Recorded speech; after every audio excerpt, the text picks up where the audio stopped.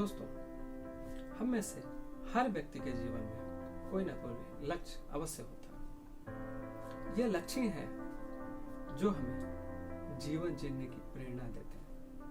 यह लक्ष्य हमारे जीवन को सार्थक बनाते हैं। जब हमें अपने जीवन में जो लक्ष्य निर्धारित किए होते हैं उनमें मनोनुकूल परिणाम प्राप्त नहीं होते हैं, रिजल्ट्स नहीं मिलते हैं, तो हम में हीन भावना आने लगती है, हम उदास होने लगते हैं, हम खोया हुआ महसूस करते हैं। ऐसे में अपने आप को लगातार उत्साहित करना काफी मुश्किल मालूम होता है, काफी दुष्कर मालूम होता है। दोस्तों, मैं आपको आज इस वीडियो में बताने वाला हूँ कि इसे कैसे दूर किया जाए। दोस्तों, इसका उपाय है विजुअलाइजेशन और अफर्मेशन। विजुअलाइजेशन और अफर्मेशन की आवश्यकता क्यों है? ये हमारे जीवन को परिवर्तित करने के लिए किस प्रकार सहायक होते हैं, इन पर हम चर्चा करेंगे। तो आइए वीडियो की शुरुआत करते हैं। दोस्तों, शब्द, हम जिन शब्दों का प्रयोग करते हैं उनका हमारे व्यापक जीवन पर बहुत प्रभाव पड़ता है, क्योंकि ये शब्द हमारे विचारों को परिचायक होते हैं। हम जो मन में जो विचार लाते हैं वही हमारे मुंह से शब्द बनकर बाहर निकलते हैं, और इन शब्दों का लक्ष्य होता है। जिस शब्द का हमने प्रयोग किया वो होता ही है। जैसे हमें भूख लगी है यानी ऊर्जा की आवश्यकता है। ये खाना मांगेगा ही, ये भोजन मांगेगा ही, और हमें भोजन देना ही होता है। जैसे ही आपने कहा मुझे दर्द हो रही है, तो दर्द तो हो रही है और उसका आपको शमन भी करना पड़ेगा। आप डॉक्टर के पास भी जाएंगे। तो दोस्तों, शब्दों का भी लक्ष्य होता है, और इन शब्दों में चूंकि शब्द यानी ध्वनि एक वाइब्रेशंस है जिनमें इलेक्ट्रोमैग्नेटिक वेव्स होती हैं जो हमारे कानों के माध्यम से हमारे बॉडी के अंदर पहुंचती हैं, और हम उन्हें महसूस कर करते हैं। जैसे आपने किसी के लिए गलत शब्दों का प्रयोग किया जिसे उनको ठेस पहुंचती है,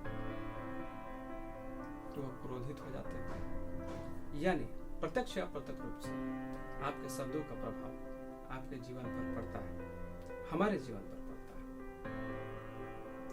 दोस्तों, ऐसे में ऐसी परिस्थितियां उत्पन्न हो जाती हैं जो हमारे जीवन जीने की सार्थकता को समाप्त करने लगती है, और हम इसमें सुधार करने की आवश्यकता महसूस करते हैं, और इसे बदलने का उपाय खोजने लगते हैं, पूर्ण प्रयास करते हैं।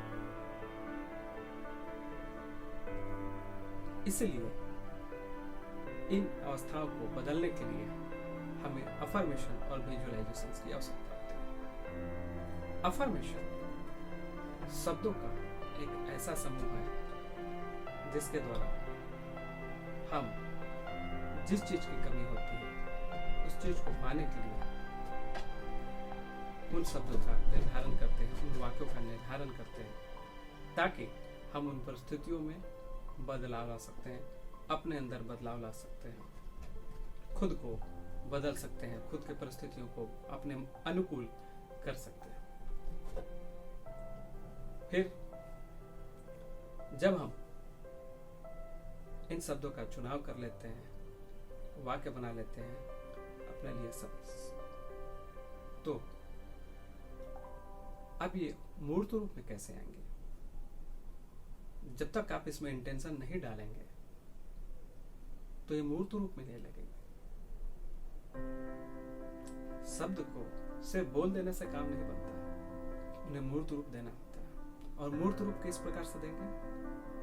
जब हम उसे विजुअलाइज करेंगे, यानी मानसिक चित्रण करेंगे, और ये मानसिक चित्रण कैसे हो सकता है? जब हम वर्तमान में हो, प्रेजेंट में हो। दोस्तों, एक बात हमेशा याद रखिए कि कल और भविष्य होता ही नहीं है, जब भी होता है आज ही होता है। इसलिए हम जब भी अफर्मेशन और विजुअलाइजेशंस का प्रयोग करें अपने जीवन को बदलने के लिए, अपने जीवन में नव ऊर्जा का संचार करने के लिए, तो ये हमेशा ध्यान रखें कि हम जो भी वाक्य तैयार करते हैं, अफर्मेशन तैयार करते हैं, वो वर्तमान में और उनका विजुअलाइजेशन भी वर्तमान में ही करें। क्योंकि इनमें इलेक्ट्रोमैग्नेटिक वेव होती है, इनकी सतर्कता होती है, इनमें इंटेंशंस होते हैं। दोस्तों, क्या आपने कभी सोचा कि हमारे पूर्वज संत जन, मुनि जन मंत्रों का प्रयोग करते थे? ये मंत्र क्या है? शब्दों का एक ऐसा समूह है जिनका प्रभाव ज्यादा होता है। और जब भी हम इन मंत्रों का उच्चारण करते हैं, ये हमारे शरीर को, हमारे मन को उस अवस्था में लाते हैं जो उस शब्द की मीनिंग को प्रतिभाषित करता है और हमें मनचाहा रिजल्ट मिलता है।